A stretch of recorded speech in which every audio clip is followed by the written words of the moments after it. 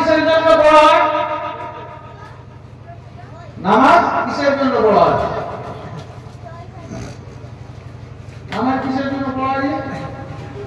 ইবাদত। নামাজ একটা ইবাদত, জান্নাত পাওয়ার জন্য। আচ্ছা, জান্নাত পাওয়া মানে কি? জান্নাত পাওয়া এটা মানে কি? একটা লোভ। আমাদের একটা লোভ আছে, আমরা জান্নাত পাবো। तो একজন ইবাদত করে জান্নাত पाने के लिए और सब खिदमत करे खुदा को पाने के लिए। तुमको क्या चाहिए?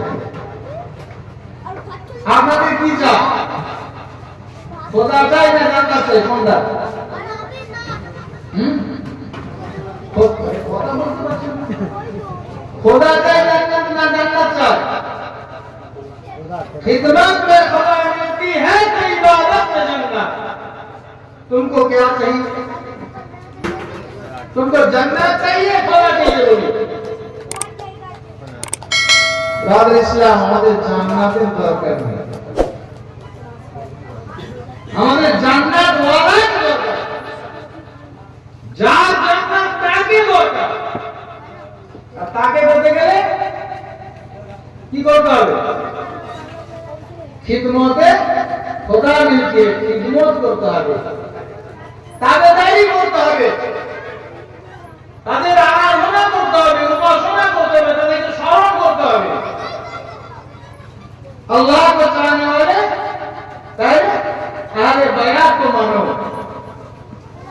अल्लाह को चाहने वाले पहले अहले बयात को मानो। अगर तुम नहीं माना तो कभी नहीं तुमको मिल सकता। किसने कहा? मेरे आका मेरे सरकार को आने आलम हजरत अहमद बिन तौफा मुहम्मदुर रसूलुल्लाह सल्लल्लाहु अलैहि वसल्लम বলেছে, হে আমার উম্মত তোমরা শুনে রেখে দাও, জেনে রেখে দাও, যদি তোমরা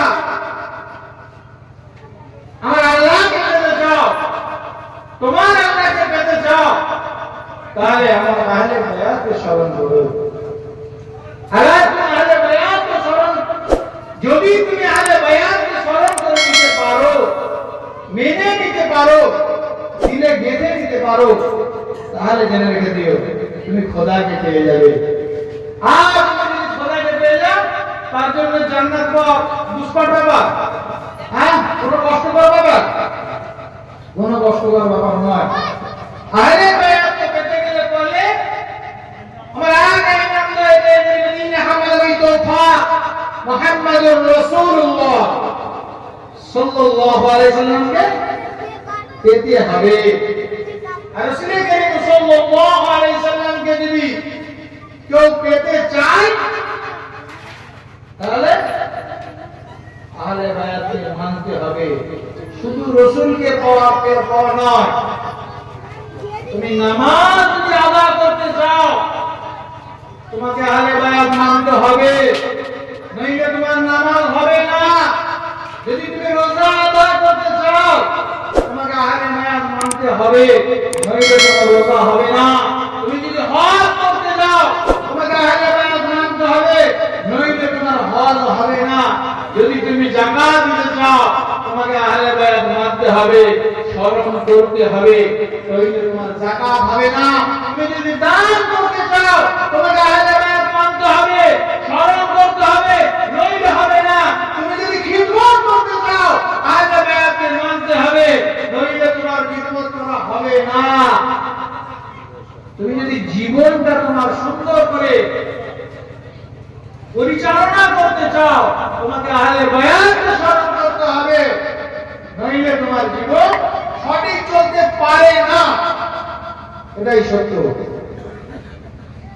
अल्लाह को चाहने वाले अहले बैत को मानो, अल्लाह को चाहने वाले अहले बैत को मानो। अल्लाहुम्मा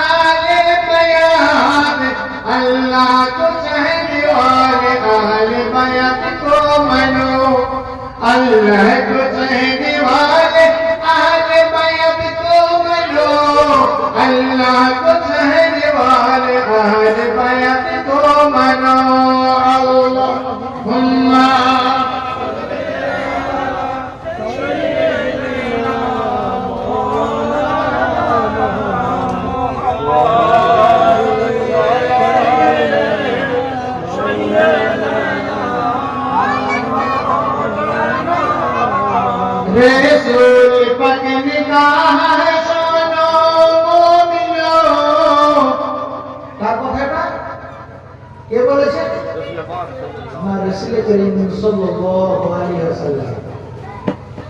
বহু তরিকার, বহু রকমের, বহু আলেম বেরিয়েছে। সে এমন ভাবে ব্যঙ্গ করছে, ওই ব্যঙ্গর মাধ্যমে তার ঈমান চলে যাচ্ছে, বুঝতে পারে না।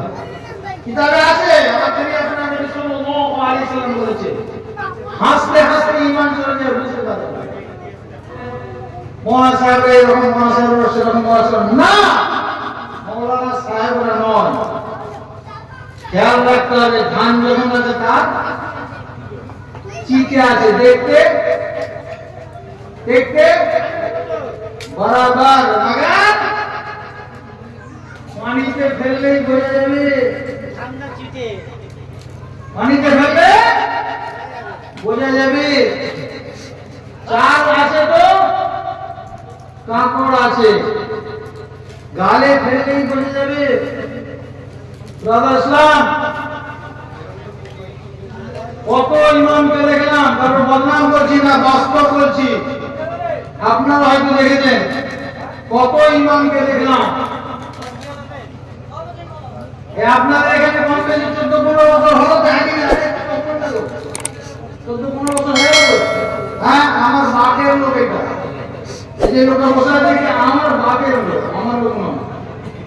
আমার বাপের লোক, উনি শুনেছেন, উনি চেনেন, জানেন, খুব খাস লোক রাদিয়াল্লাহু। আর আপনাদেরকে 14 বছর 15 বছর হয়ে গেল, যদি ধরে রাখতে পারো, ধরে রাখতে পারো, তাহলে বুঝতে পারবে আমরা সরে গেছি। এর জন্য দায়ী কে? আমরা। আজ এইখানে ইমামতি করছে, এইখানের মতো, ওইখানে ইমামতি করছে ওইখানের মতো, সেইখানে ইমামতি করছে সেইখানের মতো, এইখানে ওয়াজ করছে এইখানের মতো, ওইখানে ওয়াজ করছে ওখানের মতো।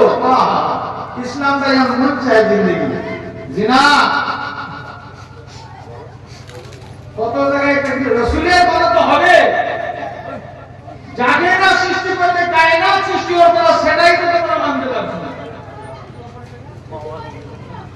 যাকে সৃষ্টি নূর থেকে